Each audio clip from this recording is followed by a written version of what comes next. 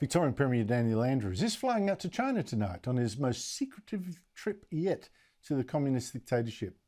I mean, secretive, he didn't even announce until Saturday that he was flying out today on what's his 7th trip now to China, which is an extraordinary number, really. And Andrews said that this time he won't be taking journalists to report on who he is seeing and why.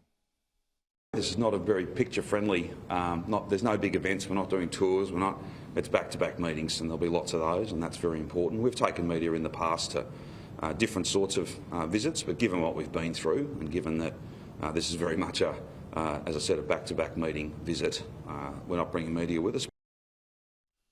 Another strange thing, Andrew says his trip is mostly about getting Chinese students to come to Victoria, yet is not taking a single university boss with him. Odd. The opposition is suspicious.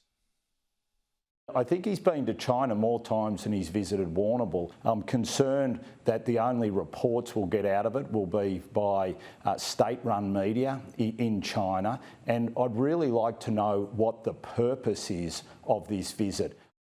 Joining me is the Australian's Foreign Affairs editor, Greg Sheridan, who I think is the sharpest writer on foreign affairs in the country. Greg Sheridan, thank you so much for your time. Why this secrecy? Andrew, you're so kind. Look, I think this is a really disturbing feature of Andrew's behaviour. He kind of has a contempt for democracy, really. There are a whole swag of radio hosts that he doesn't talk to.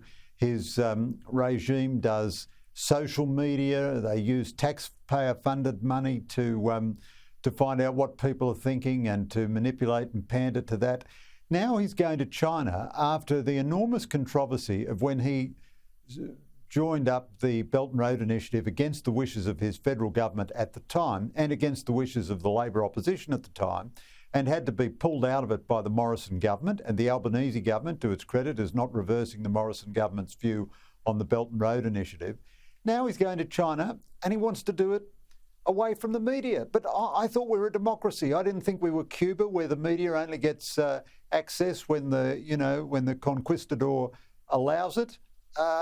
It's not only a question of what's he got to hide, but does he not want these images to be seen in case the officials he deals with are later indicted on war crimes charges or something, or is he doing stuff he doesn't want us to know about?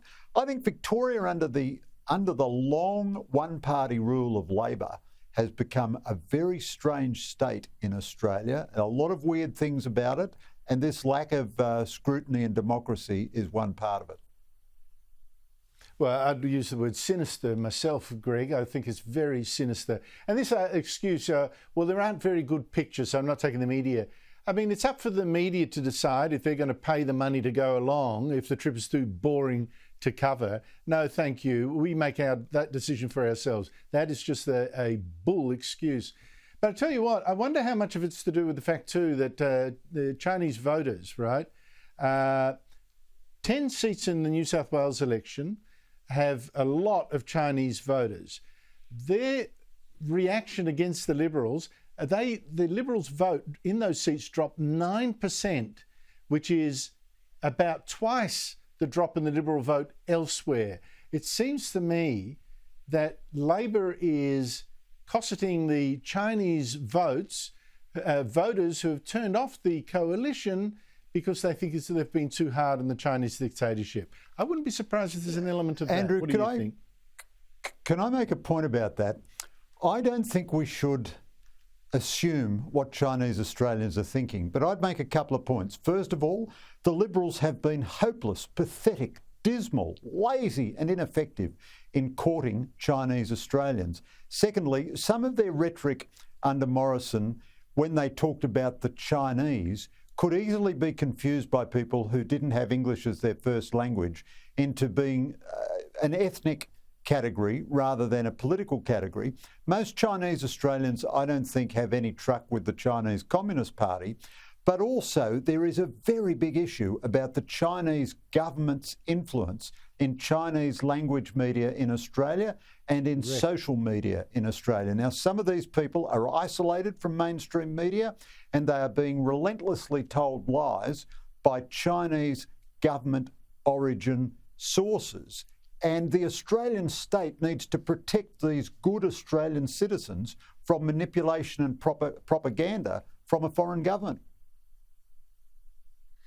Look, it's very muddy waters, I have to say, and the Atherton by-election next Saturday will be extremely interesting because that seat has got a 14% Chinese, ethnic Chinese makeup. So we shall see what happens there. France, Greg, there have been amazing, huge protests in France. I mean, they're just massive. And also massive riots, very violent, very destructive. Police battling to tackle really ugly scenes of arson and violence that have forced now King Charles to cancel a formal visit to France. Although some Parisians refuse to let the arson and the riots interrupt their cafe culture. Why is this happening and how serious is it? That's a wonderful picture of French sang-froid, those people continuing to sip coffee as the barricades burn in the background.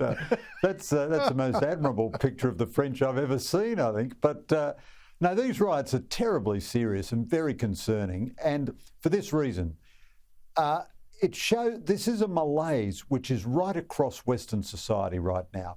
The wild spending of the COVID days, plus the tremendous hatred of Western society amongst academia and the education establishment, means now that citizens are tremendously cynical and they won't allow governments to take a single dollar out of their pocket. So this reform is unbelievably modest. They're going to raise the retirement age from 62 to 64. Prior to 1980 in France, it was 65.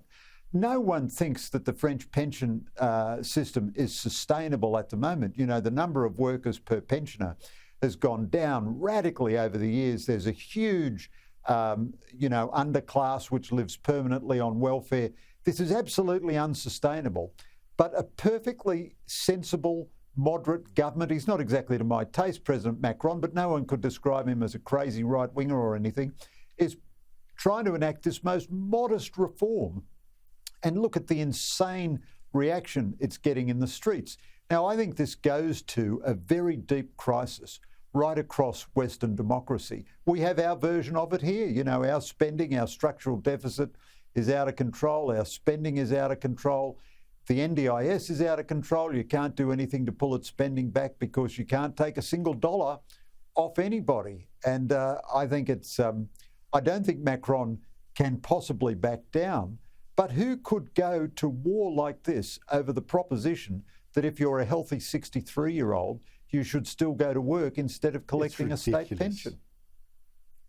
Mind you, the French have always liked their barricades and their burning buildings, French Revolution, 1968 Revolution, on and on it goes. It's just, there's something really, the Yellow Jacket Revolution a few years ago. Greg Sheridan, thank you so much for your time.